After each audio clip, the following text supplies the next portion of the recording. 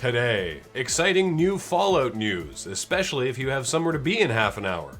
This is CheckPoint.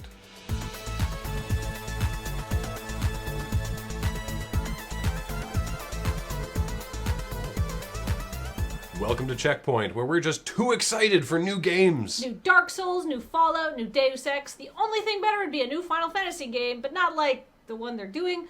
You know, like a one I want to play. Director Spike Lee is bringing his personal style to the forthcoming NBA 2K16 by writing the game's career mode, which will indeed bear the descriptor, a Spike Lee joint. Known for films such as Malcolm X, She Hate Me, and Do the Right Thing, Lee said the game's story will deal with, quote, the trials and tribulations of life on a big stage, with the money, fame, temptations, family members, the press, fans, all that stuff. And this will continue the NBA 2K tradition of the My Career mode being less about the game of basketball and more a narrative RPG where basketball might happen. Most importantly, the main character of Lee's career story is named, I am not making this up, Frequency Vibrations, which is amazing. Remember 2 weeks ago when we told you about The Witcher 3's cow slaughtering easy money exploit? Well, I hope you've cashed in because just like we warned you, they've fixed it with the patch. And those patch notes refer to it somewhat dryly as Bovine Defense Force Initiative. That is, of course, fancy talk for a fuck-off difficult giant cow monster that comes to trample you into a fine red mist if you kill too many of his friends. Delightfully, the Bovine Defense Force isn't invincible. If you're very high level, you could certainly go toe-to-toe with it, but at that point you don't need to kill cows for money, so you also don't need to kill his or call his milky wrath down upon you unless you're some sort of completionist. I look forward to the eventual Bovine Defense Force speedruns we'll be seeing on YouTube in a couple of weeks. Hey there, children! We've got exciting news for fans of Fallout. There's a new world record speedrun for beating Fallout New Vegas. 24 minutes. This is a glitched speedrun, but the glitch is kind of amazing. When you cripple your leg in Fallout 3 or New Vegas, your move speed is reduced, and then when you heal the leg, that much move speed is added back.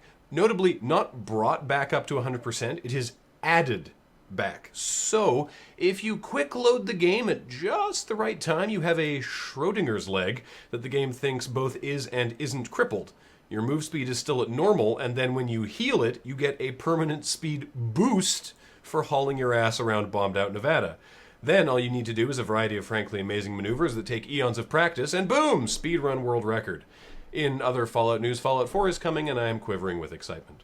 Okay, so we all know, at least on some academic level, that some YouTubers and Twitch broadcasters are probably working with publishers and PR companies to advertise games. I mean, these people don't do sneak peeks or launch streams for the sake of their health, and it's not like publishers are sending out these perks and goodies to just anyone with XSplit installed on their computers. The problem the American Federal Trade Commission has with this practice is that often these YouTubers don't do a fantastic job explaining the business relationship that allowed them to do all these exclusive Let's Plays and previews. See, the FTC is designed to protect consumers, and they have a big problem with sponsored content that looks suspiciously like an unprompted, unpaid, and therefore unbiased review. So to that end, they've come out with a pretty extensive FAQ covering what they'd like to see from these situations, and boy, is it more intensive than what we're used to seeing. The TLDR is, if you're being paid, or if you got the stuff for free, you better be upfront about it.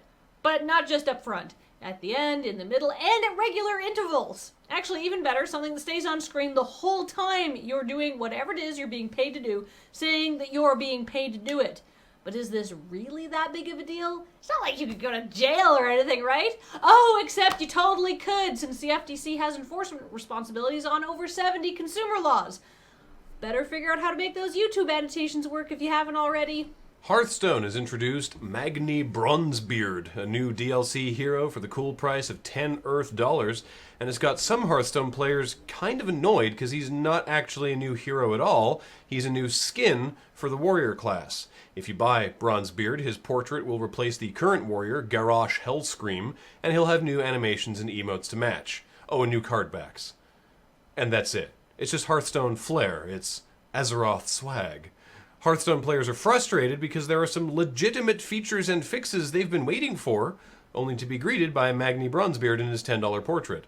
Now, as with any company like Blizzard, there are different departments for things like this, and them creating the Bronzebeard skin assuredly isn't actually affecting how fast they solve real gameplay issues. But it looks really foolish. The department in charge of telling people when something's going to look foolish always seems to miss these things. You know what game I'm super excited for? What's that? It's the hot must-try game of the summer, Heat Rash Simulator. Oh, I played that this weekend. It wasn't fun. I mean, it's very, very realistic. Yeah.